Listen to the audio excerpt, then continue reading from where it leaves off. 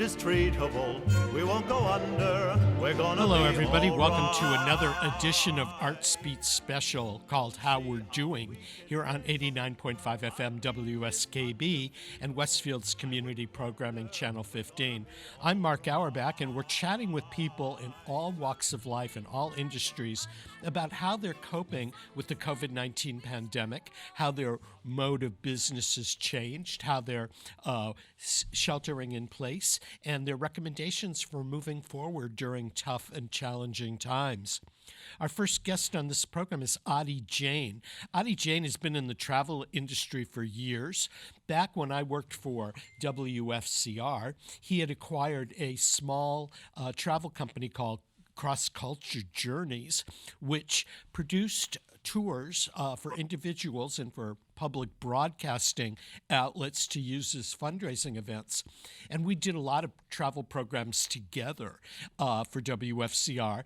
And the first time I noticed that Mother Nature could change things was when we had set up to do a program for the NPR show called Says You, and it was a tour of Holland around this time of year when a volcano erupted in Iceland and completely stopped all forms of air travel.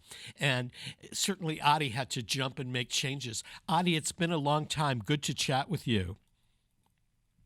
To chat with you too. How are you doing, and where are you sheltering in place? Well, I'm doing fine, and the family's doing fine. We're sheltering in place at home. We've moved a little bit, but right now I'm in Texas, near Dallas, in Frisco, Texas. I'm working out of my house. I'm able to service everybody from there. And does Cross Culture still exist, or is it all under small ship travel? Cross Culture, the entity still exists.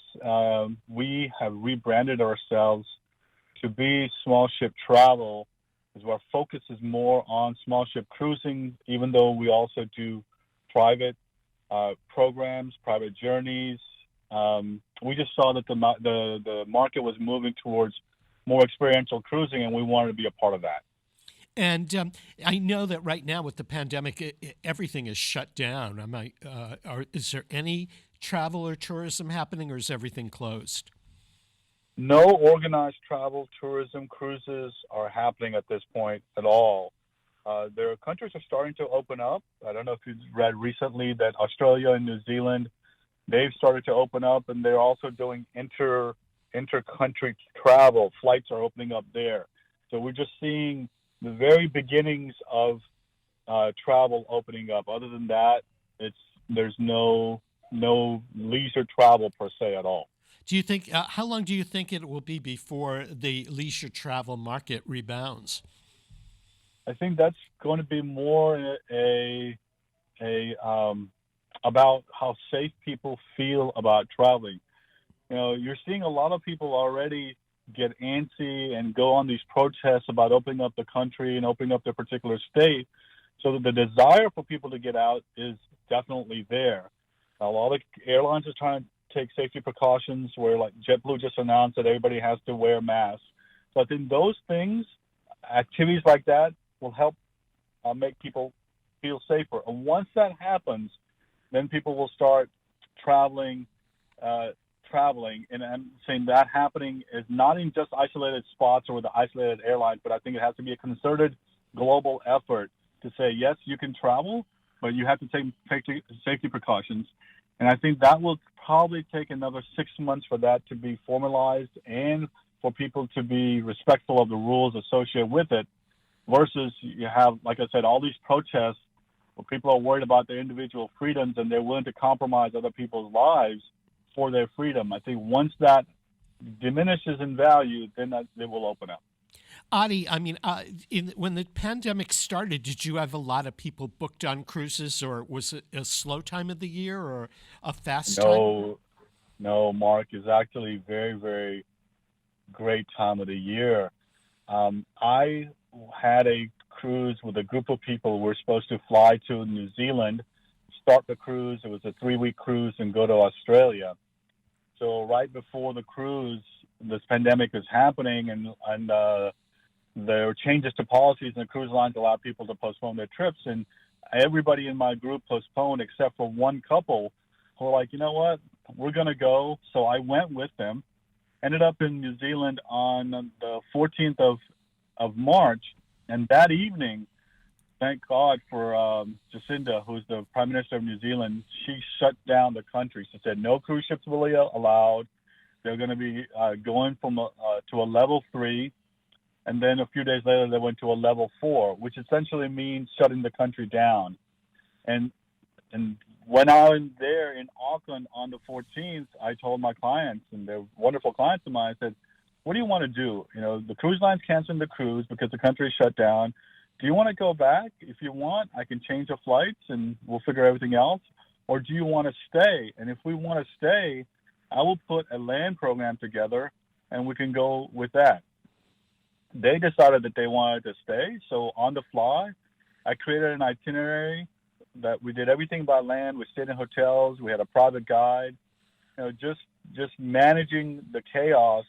And we were able to do a lot of things until the country went to level 4 about a week, 10 days later. And we had to shut everything down and try to make our way back. Was it difficult to make your way back with the airlines shut down?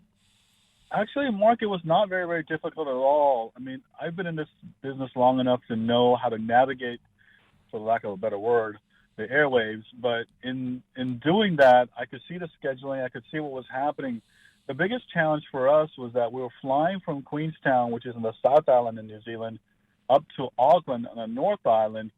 And Air New Zealand had 3 days worth of flights that were completely packed. So we were able to get out up to Auckland on the 26th on a flight. Very easy.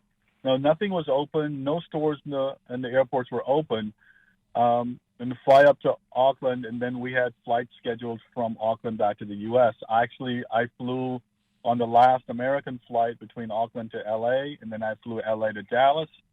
And my clients flew Auckland to Houston, and then Houston to San Antonio. So it really wasn't that difficult once we knew that everything was set in place. My fear was, hey, something else is going to happen. The airplane won't make it to Auckland from LA, and that will leave us scrambling. But once I knew that the airplane was in the air, I'm like, okay, the worst thing that's going to happen is we might get delayed, but at least we'll still get back to the U.S.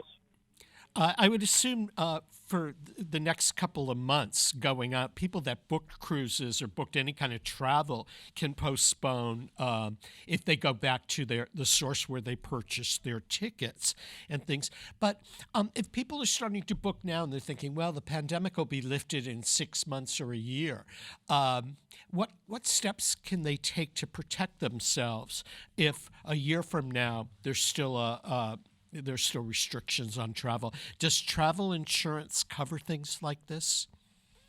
I'm going to answer the last question first, and then I'll go back to your original point. Categorically speaking, travel insurance never covers epidemics, pandemics, or things that are not foreseeable. And these things are not. So acts of God are not covered by travel insurance. So if anybody's looking at buying insurance, please know that's the case. However, travel insurance does have provisions called cancel for any reason. And with that, you can get a certain percentage. You will not ever get 100% back, but you might be able to get 75% of your money back if you buy the travel for cancel for any reason provision, which usually has a premium of 50 to 60% on top of the cost of insurance. So if people are really worried, but they still want to travel, they want to take advantage of the great offers in travel, that may be a way to cover their risk. Now, going back to your question, how can they protect themselves? There have been some great policies enacted through this pandemic by the cruise lines and the operators. One of the greatest things that I've seen is that the tour operators, the travel providers have come out with policies that says, if you can't travel and you have to go and you have to cancel, or there's a global event like this, we will protect your funds by giving you a future cruise credit. This allows you not to lose your money as long as you don't, take a voluntary cancellation and take advantage of the policies that they have provided. And a lot of cruise lines are doing that right now. And if you did have a cruise and you paid for it and you're thinking about canceling, a lot of cruise lines are saying, well, if you postpone your trip, we will give you back that money plus an additional bonus amount. Sometimes it's 25% more of what you pay to travel with us or cruise with us in the future. So, which is a good thing. It really benefits people, and it just gives them security of their funds, and then just lets them postpone the travel for the future. Before the pandemic started, what were the hot destinations that people were looking into and the new things that had become available? One of the hottest destinations, Mark, was Egypt. Since the Arab Spring in 2011, Egypt had a dramatic decrease in travel, and that was going on for about 7 or 8 years. And then in 2018 and 2019, the boom in travel to Egypt was just unprecedented. So many people who had not traveled for the last 6 or 7 years were starting to travel again, and you're seeing this incredible demand for travel to Egypt. And of course, this got, the pandemic did what it did, and there's been no travel to Egypt. So that's one of the key destinations. The other key thing that was happening is that you were seeing a lot of cruises on smaller luxury vessels or smaller, more intimate vessels. Not the big Royal Caribbean or the Carnival or the Princess cruises, but more of the expedition style, yacht style cruising for 100 to 150 to 200 travelers. Much more intimate experience, and that was exploding in popularity. And that's all over the world. That's what you do. Is the smaller ships? You don't book people on the big ones like Carnival or anything like that. Correct, Mark. We service our existing clients in whichever capacity that they want us to help them with. I have some clients who have historically gone on vessels that are about 300 passengers, and they came to me and said, "Hey, you know what? I want to take my kids and my grandkids on a Disney cruise." So we're happy to help them with that. But by and large, we try to sell experience and try to get people to understand the value of small ship cruising versus, being on a ship with 4,000 or 5,000 people. And but these small ships can go into harbors and towns where the large ships can't go. Correct? Agreed, and that's going back to my point of intimate cruising, right? Small ships do have access to smaller ports, and very often, especially when you're doing ocean cruises, you can get in closer to port. I'll give you a perfect example. In Dubrovnik, Croatia, a small ship can anchor right outside of the walls of Dubrovnik, whereas a large ship has to be in dock on the other side. Right, with small ships, you get the beautiful view of the city walls of Dubrovnik, and you can just tender from the ship to the city very, very easily. If you're on a larger ship, you're in a dock, you're in a port, you're on a bus. You go into this whole journey and process. So that's one of the things a small ship can do. Also, a small ship allows you to you get the food is invariably better. I mean, big ships have good food, but the small ships just tend to, in my opinion, the quality of the food, the quality of the service, everybody who knows your name. It's not a cliche about Cheers, but it's actually the truth. I've been on ships before where it's mandatory for the crew to learn everybody's face and their name. So they're practicing that every day to recognize who you are. It may not seem like it's a big thing, but it kind of is when you're on a ship for 10 days or a week or 2 weeks, and the crew is just taking care of your needs. It's a very, very intimate experience. You started, if I recall correctly, with the airlines, and when you bought Cross Culture Journeys, which is located in Amherst, Massachusetts, you took on a lot of the public broadcasting kind of trips, some which were land tours, some which were cruises, and now you've moved into the cruise industry in small ships. What drew you and your interest into small ships as versus air or land?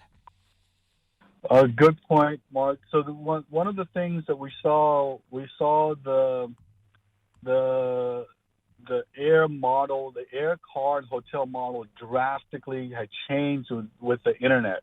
But you didn't need professional services as much anymore for simple itineraries. Somebody booking a Boston to LA flight doesn't need an agent. They can just go to the various websites, whether it be the airline websites themselves or other aggregator websites like Expedia or Kayak to get that information. Historically, that information was very, very protected. It was only with the airline or only with a travel agent. But with the internet, that information became public knowledge, and then the ability to book that became public knowledge. So there was not as big of a need for personalized service to book a flight. Now, the company originally started by doing small group tours around the world. We had very, very limited inventory or tours for cruises. The only cruise that we had a 4-night cruise in China as part of a land program. When I migrated away from working for an airline to working for a tour operator, that tour operator essentially created this market for European riverboat cruising, which was only 150 passengers, and that really got me interested because the benefits of cruising are incredible.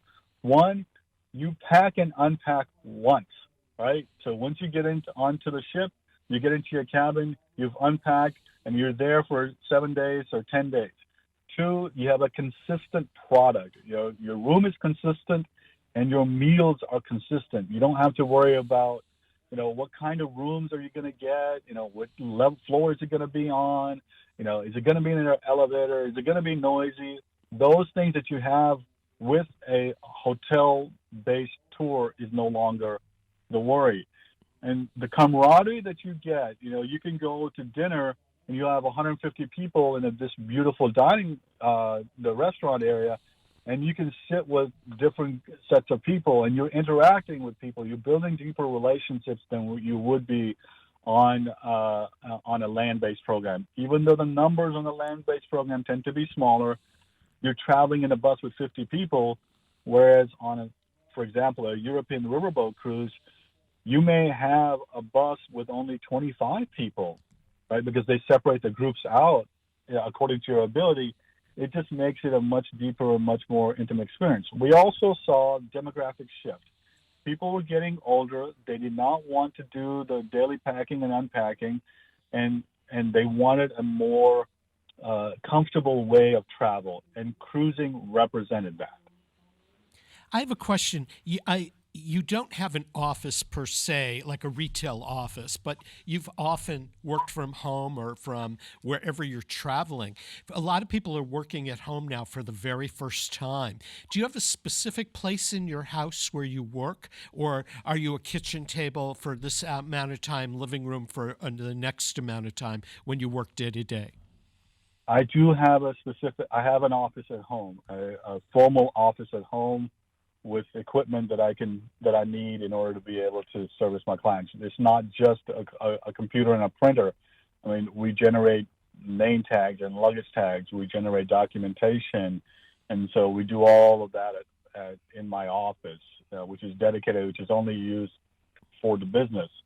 And if I'm doing anything else, I can be at the kitchen table. But when my office hours are, it's usually secluded in my office. Do you have a specific set of office hours, or can you be, since you work at home, can you be more flexible? Can you take a long lunch break and go shopping, or go to the gym or something like that? Or do you sit in that office from 9 to 5? No, I do not have we're open 24/7, and I mean that literally, Mark. I have people who've called me from around the world and in the middle of the night. And so we're open 24/7. When you dial my company's phone number, it goes through the internet and it reaches me on my cell phone. So I'm always reachable. But we say 9 to 5 so that people know that somebody will always be there at that time, regardless. But then we also have extended hours, or we have 24-hour service so that people want to call us. They don't feel like they can't call us at whatever time that they need to talk to us. How often do you get, as a small business owner, how often do you get to actually go away and get a break? I know you accompany some of the tours, but that's work when you think about it. But do you get time for yourself? It's kind of funny. I do so much traveling with my clients that I really don't feel like I have a need to get away. Or I haven't had a need to get away. Now, ironically, I was talking to my wife and my kids. I said, I really want to go sometime this winter for a week and just go sit on the beach and do nothing. So this will be the first time in 15 years that I've had that thought process. Usually I'm traveling with clients, so I'm seeing new things with them, so that satisfies my wandering need. But now I'm more like I just want to sit and relax for a while. Do you have a wish list of places you'd like to go to lie on that beach? Yes, there's a couple of places. I've been fortunate enough and lucky enough to go to Tahiti a couple of times, which I absolutely loved. I've been to Fiji. I've been to a lot of the Caribbean islands in my youth, but the one place that I want to desperately go is the Seychelles. The Seychelles or the Maldives, those two island chains, I would love to go for a beach vacation. My kids are, we watch Hawaii 5-0 when it used to be on. It's gone now, but my kids, every time they see that show with me, like, Dad, let's go to Hawaii. I'm like, why do I want to go to Hawaii when I can go halfway around the world, go to the Seychelles and Maldives and enjoy this beautiful environment? But Hawaii would be a good second choice or third choice. Well, Adi, we're out of time, and I want to thank you for joining us. We've been talking with Adi Jain from Small Ship Travel. Adi, if people want to learn more about the programs that you offer, how can they find you? That's a couple of ways. One is go into our website, which is smallshiptravel.com, and you can see some of the programs, but we also do a lot of custom things. So you can reach me through the website or call me, and email or call me, and I am more than happy to provide any service that I can. If there's things that we don't do well, we'll tell you that. However, if you're trying to do an organized tour or a private tour or a cruise, we're more than happy to help with that. Adi, thanks for joining us. Best wishes to you and your family. We are going to take a break here to acknowledge the underwriters that make community programming here possible at 89.5 FM WSKB and Westfield's Community Programming Channel 15. Peter Coles is our chief engineer. I'm Mark Auerbach, and we're broadcasting today from Studio 120 at Westfield Technical Academy. We'll be right back. KB is provided by the Dunkin' Donuts shops of Westfield and the Sardinia family. It's nice to know that even as the world changes, Dunkin' Coffee remains the same at 7 convenient locations throughout Westfield. Underwriting for Community Radio on WSKB is brought to you in part by Rockies. Over 30 convenient locations throughout Massachusetts, Rhode Island, New Hampshire, Connecticut, and Florida. One of the nation's largest ACE dealers. Expertise and great product selection in paint, hardware, lawn and garden. That's Rockies. Rock solid service since 1926. On the web at rockies.com. This is Ken Stomsky from Ken's Den on WCPC 15 and 89.5 FM, Tuesdays 8 to 10. Community Radio 89.5 WSKB. Live from Studio 120 at Westfield Technical Academy, this is WCPC Channel 15 and 89.5 FM, WSKB Westfield. Welcome back, everyone, to this Artsbeat special called How We're Doing. By the way, if you've missed one of the previous editions, or if you've missed one of our regular Artsbeat programs, they're all on YouTube at the WSKB Community Radio page. So don't forget to join us. And Artsbeat airs every Friday at 8 o'clock here on 89.5 FM, WSKB, and Westfield's Community Programming Channel 15. Our next guest on this special program today is Ann Burke from the Economic Development Council of Western Massachusetts. Good morning, Ann. Hi, Mark. Good to chat with you. We usually run into each other at the Big Y in Long Meadow, and since the pandemic started, I don't run into anybody anymore. How are you doing sheltering in place? Well, we have welcomed my daughter and her husband and our 10-month-old granddaughter up from Manhattan, and they've been here since March 15th. So we have 4 adults working from home and juggling one baby between us, and it's been busy, but we're adjusting. And hopefully the pandemic will end soon. Your kids are lucky they could leave New York City. They are, but I think they were more comfortable being here, and they were fortunate enough to have jobs where they could work from home. And actually, the jobs they're in finance and in HR, so you can imagine how busy they are at the moment. So they're working from home from here. How is it for you working at home? You're one of those people that's always out at meetings and networking all over throughout Western Mass. Is it difficult for you to work at home? Well, in some ways, it's been really interesting because we've all been much more skilled at using Zoom and other kinds of platforms in order to continue to meet with people across the state. And I've been spending a lot of time with the directors of the business improvement districts that were working on their respective downtowns, from Hyannis to Amherst and Boston and Cambridge and Worcester, and in some ways it's been great because we've been meeting weekly to try to look at best practices, what people are doing to support their downtown businesses, initiatives. We've brought in the SBA. We've been able to bring in some speakers. So it's cut down on some travel, which would have been very difficult for all of us, and we've been able to kind of keep working on issues that are important to our businesses in our respective downtowns. I would assume with your schedule, though, a lot of time was spent traveling from one place to another to get to the meetings, so that working from home would give you more time, so to speak, to do the other things that you need to do.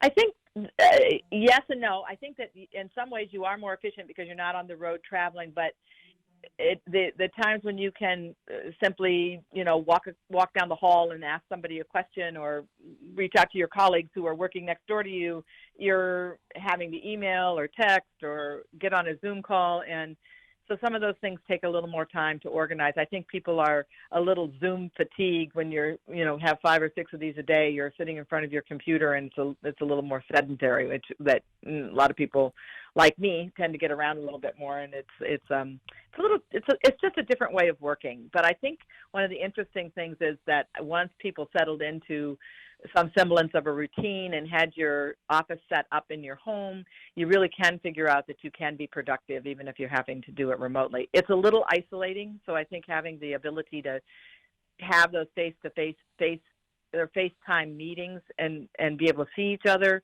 is much better than trying to just do it over emails or over the phone. So I think that technology has really been helpful. For some of us, it's been a learning experience, and we're a lot more proficient at it than we were 3 weeks ago. Yeah. Did you know any of these platforms like Zoom or FaceTime or Hangouts before this started? Yeah, we have done a lot with GoToMeetings or WebEx or Zoom, and people are doing that a lot more because there's a lot of collaborations that happen around the state and elsewhere around the country. So I think people are more familiar with it, but it's not something that you would do, kind of just in your every single day routine. And so you're really incorporating that type of work, more into, your daily schedule. It just it's a change. I think it is isolating. I think for almost everyone, we like to see each other at the Big Y, but people are social animals. They they thrive in interacting with each other. I've learned more about my neighbors and their dogs and kids than I have in the last 5 years. I noticed that too. I mean, I'm going out since the gym is closed. I'm going out and walking 3 or 4 times a day. I know more of my neighbors now than I ever did before. But I miss the interaction of sitting in Starbucks or having a FaceTime meeting with somebody. That's been difficult for me. Working at home hasn't, because I've always done it. Who gets the best workspace in the Burke household with all these people there? It depends on your point of view. I think we've everyone's claimed their space, but our 10-month-old has claimed all spaces. Since you're dealing with people in business all over Western Massachusetts, it's been a big blow to everybody. Are there any businesses that are really, or business types that are really in peril in terms of recovery, or are people planning their return to action? I think that interestingly, some businesses have been very busy. Certainly anything that's healthcare related. We've seen a lot of manufacturers who were able to respond to the need by converting what they're doing into supplies that are needed for the healthcare profession. Cartamundi, for example, is making face shields, and Walter Drake is doing converting I think they have an apparatus that helps doctors intubate or mostly protective equipment that companies are being able to adapt and supply. Universal Plastics is doing something with a product for protective equipment for the healthcare industry. And then you've seen people like restaurants who have really spun on a dime to do prepared food and takeout, and they're partnering up with, maybe someone's doing prepared dinners and they're partnering up with a baker to offer cookies or offer cupcakes. So they're sort of trying their best to kind of get through this very challenging time. I think the businesses that are really in peril are the independent restaurants, some of the service industries, some of the independent and some of the larger retailers. I mean, there's an amazing, incredible store in the marketplace in downtown. It's very, very challenging for them. There are a couple of it's a small business and group of women-owned businesses that are going to an online sales opportunity shortly, but it's a challenge. And I think that some of the very small micro businesses in our region, on this it goes for anywhere, are not as skilled or adept at jumping on the funding opportunities that might be available through the CARE Act, and so that's a challenge for them. So I think a lot of organizations and chambers and the SBA and others are trying to provide that technical assistance, but it's in some ways it's challenging for some businesses to really either be able to access it or get and respond to that opportunity in a timely way. So I do think everyone is very worried about the fragility of particularly the small independent retailers, the restaurateurs that really are the lifeblood and character of a lot of downtowns, and we really need to work hard to try to get them through this transition of and back in operation as best we can. There are a lot of innovating things that I'm seeing happening in the region, which are really heartening. The Amherst Bid and the Amherst Chamber came together and they started a foundation, and what they're trying to do is it's a sort of a crowdsourced fund that they're going to be giving out small grants to businesses in downtown Amherst to try to get them through this hump.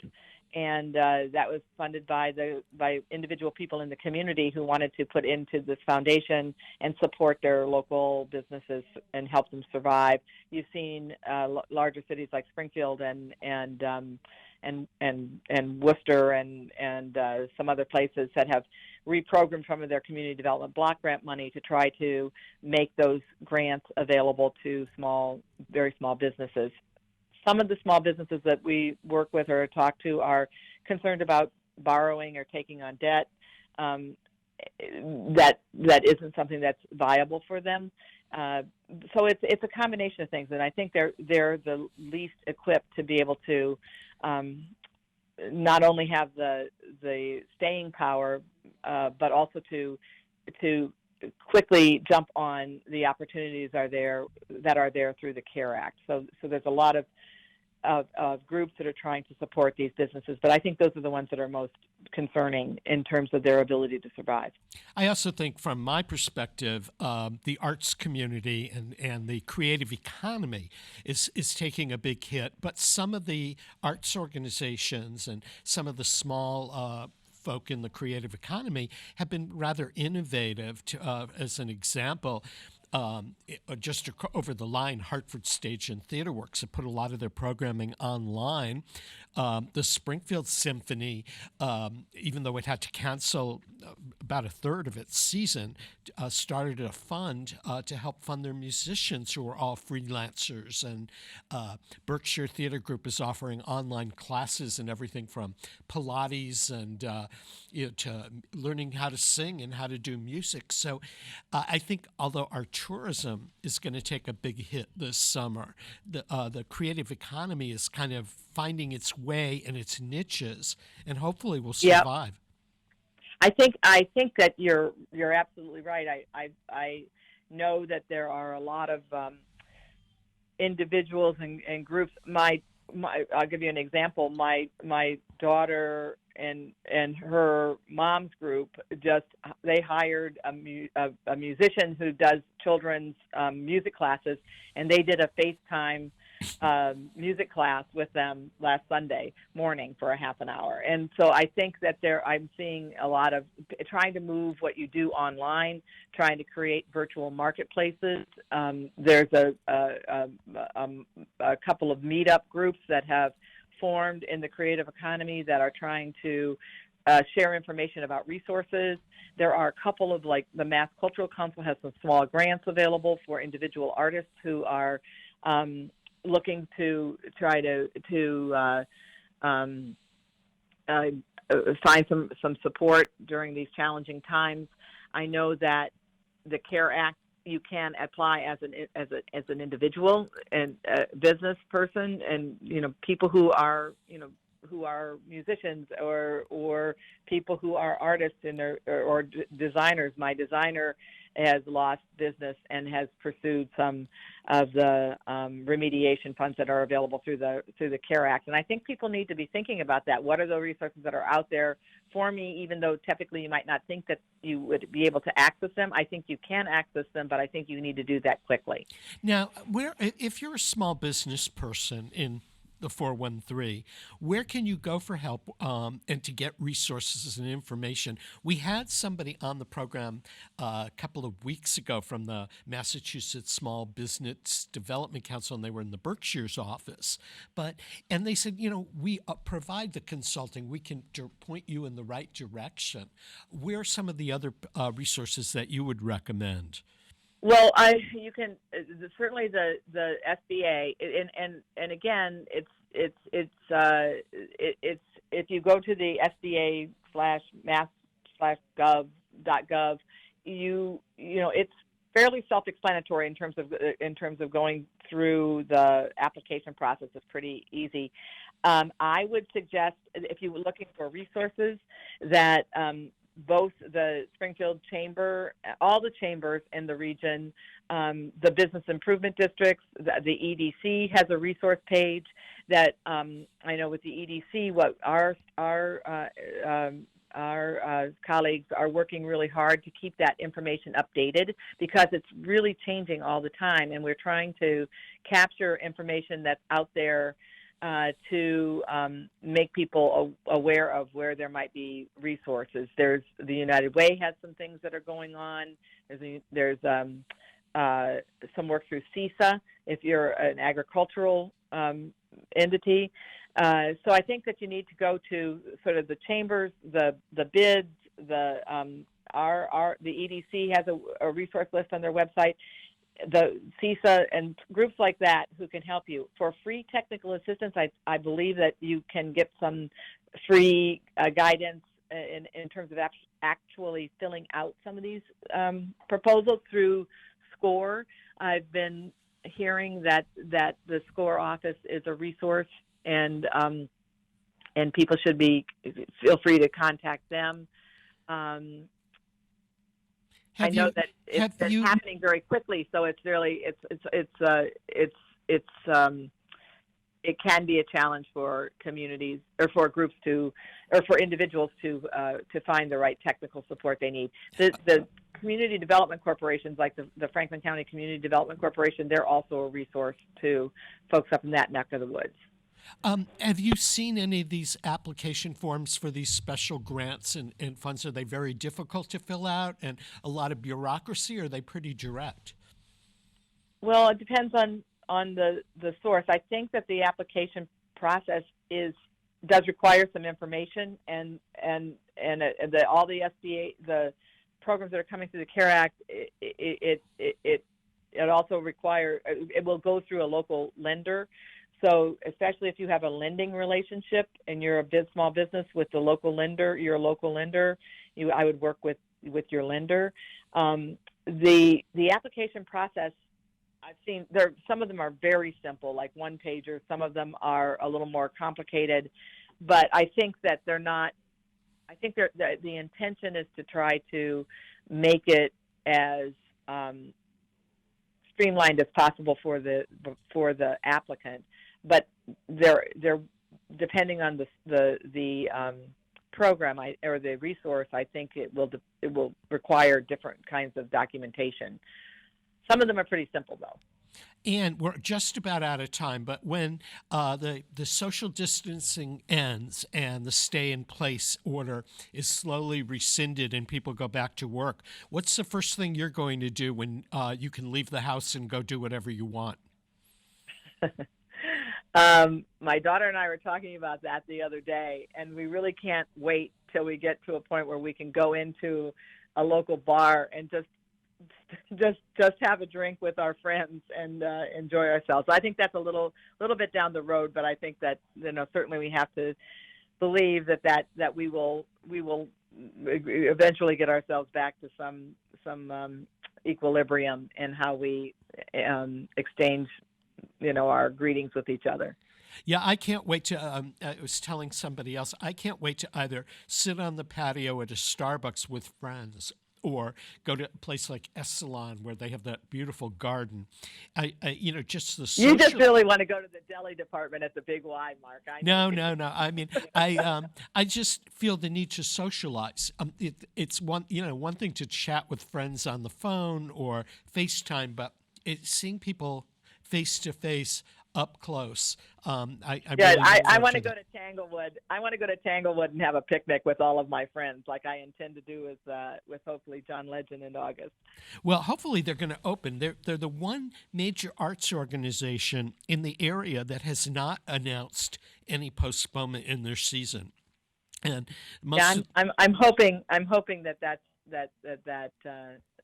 is able to happen, because there's nothing more that screams summer to me than being able to sit on the lawn in Tanglewood. Exactly. Ann Burke, thanks for joining us. Hope to see you around the neighborhood soon. We'll see you out on our walks in Longmeadow. Take care. We're going to take a break here to acknowledge our underwriters who make programming here possible on 89.5 FM WSKB and Westfield's Community Programming Channel 15.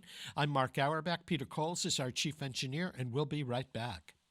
Support for community radio on WSKB is provided by Betts Plumbing and Heating Supply Company, an independent, family-owned wholesaler serving Westfield for over 50 years, specializing in plumbing, heating, and industrial piping supplies.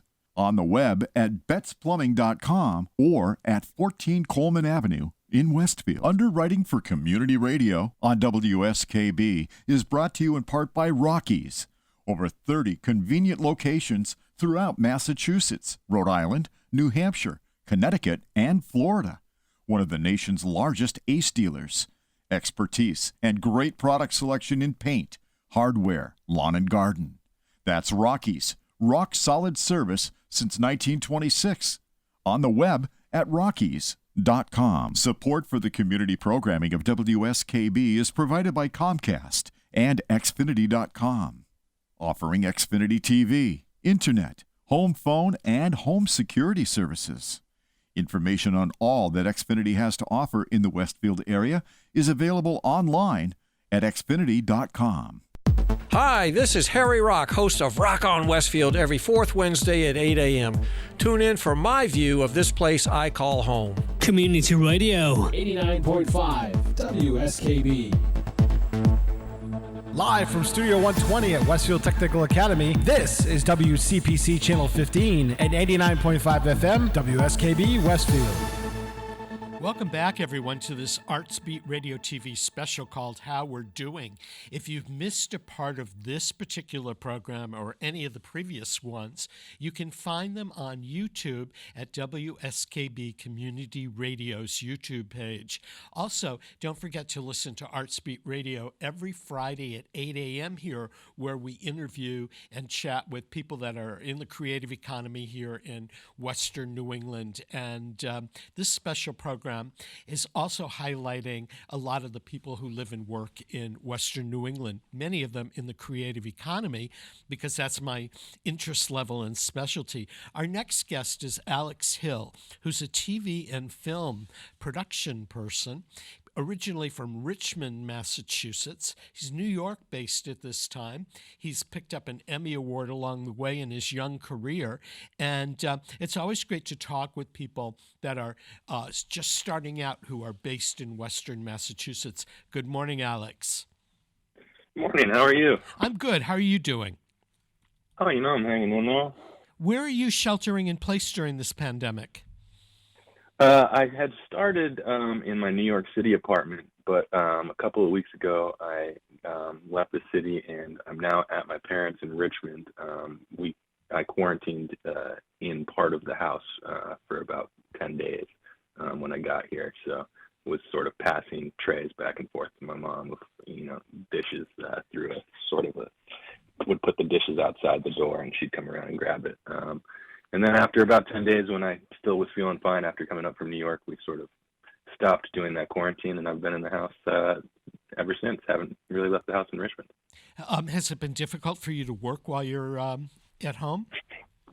I'm working remotely on a documentary project right now, and it was a little tough at first to get up to speed and, sort of working remotely with our team, getting all of our editors set up in different locations, and sort of finding effective ways to collaborate across spaces was a little tricky at first, but as time has gone on, we've sort of figured out some pretty good systems, and so far it's been all right working from home. I mean, there's obviously some getting used to and developing new habits around the workday. And do I get up and just go straight into work? It's separating out the time for my personal life and then work life. Those lines have definitely blurred a little bit, and that's been challenging. But as far as actually being able to get the work done, no, we've got some pretty good remote systems in place, and we're still working. So that's been good.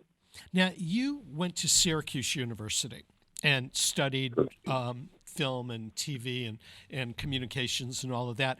What brought you into film and video? What interested you about it? Because you grew up in a theater household. Yeah, I did. I grew up around Berkshire Theater Group and sort of just developed love for production, I think, there more than I probably would have liked to admit when I was a teenager. But I went to Syracuse originally as a broadcasting major, and then sort of realized I wanted to be doing a little bit more creative work. So I sort of found myself switching over to television, radio, and film. And then, I think it was probably had a lot to do with, spending so much time around the theater when I was younger and kind of finding a joy for, that sort of creative element of things and working with other creatively minded people. And so that sort of, I think, directed me towards television and film. I never really had much of an interest in doing exactly the whole theater thing, but I did sort of find a similar enjoyment in television and film, so that just sort of seemed like an easy fit. Well, both of them are storytelling in a way. I mean, you go to a play and there's a story that unfolds. You watch TV, whether it's a documentary, a comedy, or a drama, and there's a story unfolding. It's just a different way of telling. Absolutely. absolutely. So Yeah, I think once you got out of Syracuse, how did you get to where you are now? I mean, you've had some really incredible career opportunities in a very short period of time. The one thing of yours that I've seen is that a couple of years ago, the Berkshire Theater Group celebrated its 90th season. And there was a huge benefit. It was probably the hottest day of all times. It was in a tent. it was a really hot day. Next to the Fitzpatrick main stage. And they showed one of your videos, which is sort of a history of the Berkshire Theater Group over its 90 plus years. But what happened from Syracuse to now? I mean, because your career has been fascinating. Sure. Yeah, so I graduated in 2016, and from there I was lucky to get a job straight out of school and go work at MLB Network, Major League Baseball's television station. And I started there as part of the media management team, and sort of ended up working my way onto, an edit team that pulled video and, looked through all their shows and did all their Emmy reels for awards show submissions and whatnot. And got to work on MLB Tonight and a few of the other shows over there. And I was there for about 2 years. Working with those teams, and that's where I was lucky to win that Emmy Award with the MLB Tonight team. A ton of great people over at MLB Network.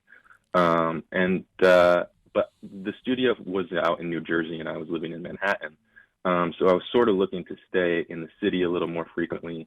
And a friend who I'd gone to school with and had worked with at MLB had transitioned over to a small production company in Manhattan called Barnacle Brothers, and that's where I'm at now. I spoke with him and ended up moving over there, and now I'm doing more video editing, go out and shoot. We're primarily producing documentaries, and so now I'm spending a lot of time either out on the road shooting or in an edit room, kind of stuff together. What kind of work do you like doing? I mean, documentaries can cover so much stuff. Sure. Is there subject matter that you're interested in, or do you guys take whatever comes along? So we do a lot of work actually with Major League Baseball. We've produced a lot of shorts for them. We are working on a longer form thing right now, which I actually can't speak about. But we have a larger, pretty exciting project coming up that'll hopefully be out this fall. But yeah, primarily we've done sports shorts and features as sort of the focus, but this next project verges away from that a little bit. I wish I could get into it a little bit more, but I cannot at the moment. On your wish list, what are some of the things that what are some of the types of things that you'd like to do that Sure. you haven't had a chance to do yet? Yeah, I'd love to work on, a long form, more fictional narrative at some point. I think that would be really interesting. Coming from the theater background, like you said, there's a storytelling element that I'm very fond of. So I think I really enjoy working in the documentary realm. And it's great to work on a longer form project right now. And I would like to do that, I think, probably on the creative side of things and, do more of a scripted piece of content. I think that would be sort of the next sort of thing I'd love to work my way into. Do you think that from your experiences with this pandemic and the way people have altered the course, their lives have been altered in so many ways, do you think that down the road a piece, there will be stories that are inspired by this pandemic that you'll want to work on some capacity? Yeah, absolutely. Absolutely. I think it'll not only change the stories that are told, I think it'll fundamentally change the way that we work too in this industry. I think a lot of these sort of remote setups and, like I said, are working. So I don't know, it'll be interesting to see what people do with all this time too. I mean, I'm sure there are just dozens and hundreds and thousands of people who are sitting in their homes right now with nothing but time to create. And I'm sure, out of that, there will be a boom of interesting stories and thought. I know just sitting around the house with my dad, we spitball ideas back and forth at each other, just sitting around. So I can't help but imagine that there will be a lot of interesting stories to come out of this. Hopefully they're not all apocalyptic plague stories. No, we need some stuff that describes what we all went through, but we need some inspiration too. Absolutely. Has your technology changed working remotely, communicating with your team, or were you already using things like Zoom and Google Hangouts and things like that? So if somebody else is working from home in a collaboration, what are some of the ways that you best recommend they do it? Yeah, at first we were not really using Zoom and Google Hangouts. When we were in office at all, we were definitely a group that worked better face-to-face. And we've definitely used Google Hangouts a lot in terms of just meeting and communicating. And we're using Slack as well, which has been a great tool to, be able to communicate with certain people within teams to focus on different levels of what we're working on, whether it be, graphics or music. And there's so many different technologies, and it's so modular in the way that you can put it together based on your needs for your own particular team, I think. But yeah, we found that Slack and using the sort of full Google suite, not just Google Hangouts, we'll use Google Drive for file sharing, and then sort of map our own local drives for our edits based off the Google Drive. Dropbox we utilize, WeTransfer, Vimeo. There's a ton of collaboration built into all of those pieces of software that we've been utilizing.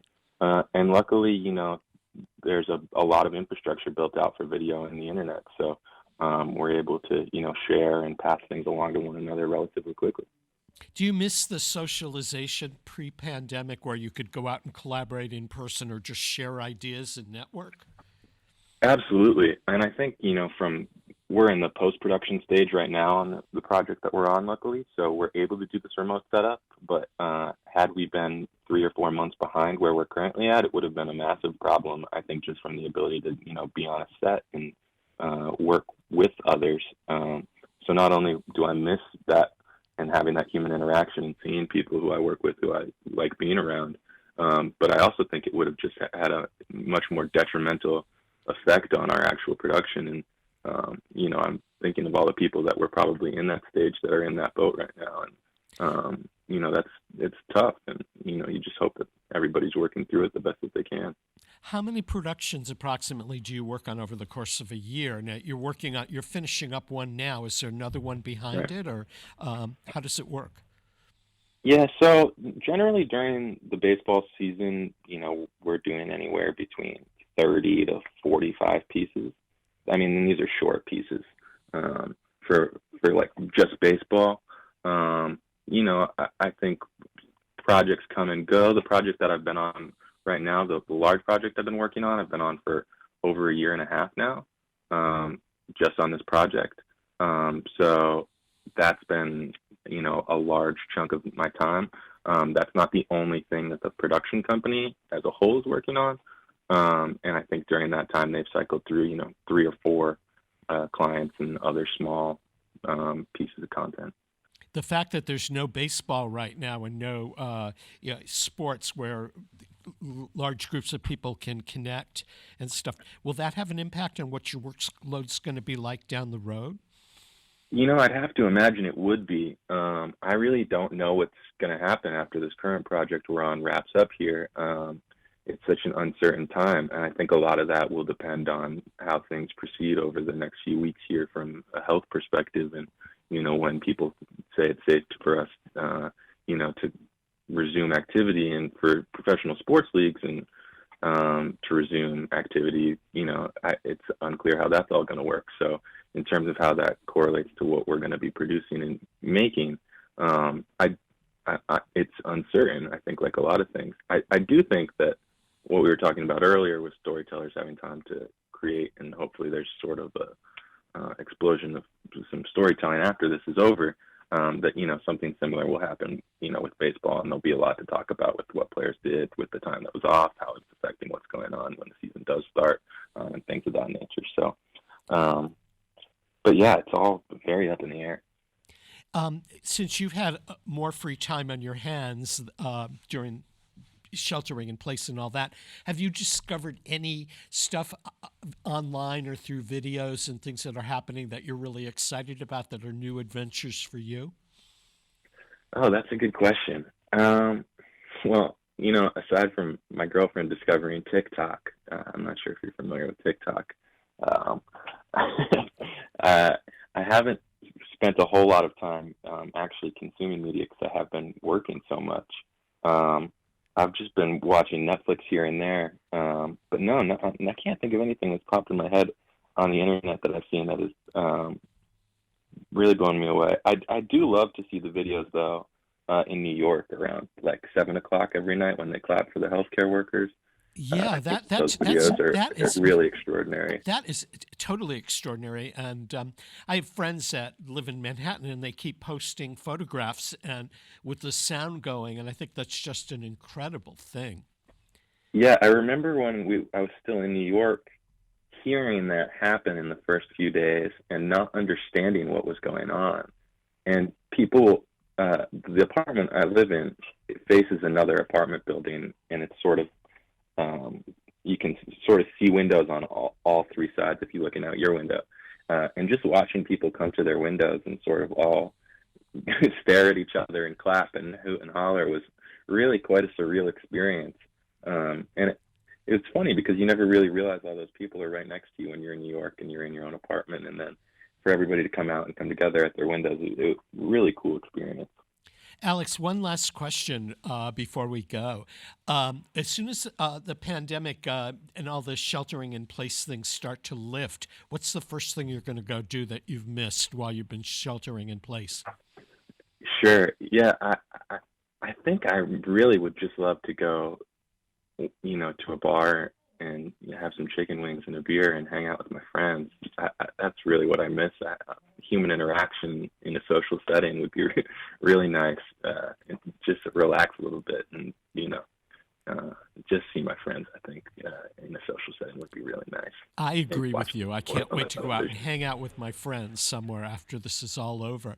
Alex, do you have a website or anything like that if people wanted to look at your work? You can go check out my Instagram. It's at Alex Hill, 3 L's on the end. I don't have a personal website at the moment, but you can also check out the company I work for at barnaclebrothers.tv, and you can see a lot of the work I've been doing there. A lot of the shorts on their website are I've either helped produce or worked on. So that would be a great place for people to go.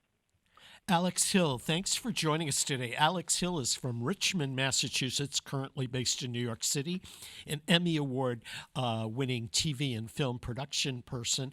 And I hope I get to see you at some point during the summer. I hope so as well. It's been a pleasure talking with you. Thanks so much. And this wraps up another program of Artsbeat Special, How We're Doing. Peter Coles has been our chief engineer. I'm Mark Auerbach. We're broadcasting from Studio 120 at Westfield Technical Academy, and we'll see you next time. Once I hated this city, now it can't get me down. Slushy, humid, and gritty. What a pretty town. What thought I could be duller, more depressing, less gay. Now my favorite color is gray. A wall of rain as it turns to sleet. The lack of sun on a one-way street. I love the grime all the time. And what more do I need? My window pane has a lovely view, an inch of sky and a fly or two. Why, I can't see half a tree, and what more do I need? The dust is thick and it's galling, it simply can't be excused. In winter even the falling snow looks used. My window pane may not give much light, but I see you, so the view is bright. If I can love you, I'll pay the dirt no heed. With your love, what more do I need? What's my name? Helen. What is that? A tie. What is playing at the Midwood? A movie! Someone's shouting for quiet. Someone's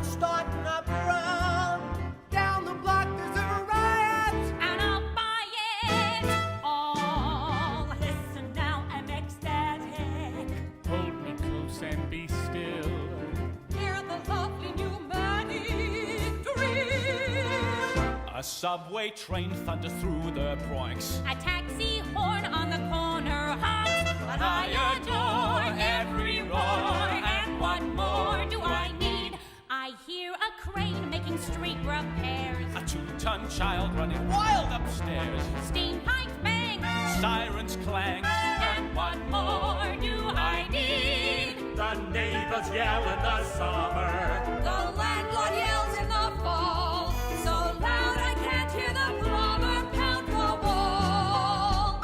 An aeroplane roars across the bay, but I can hear you, it's clear as day. You said you loved me above the sun.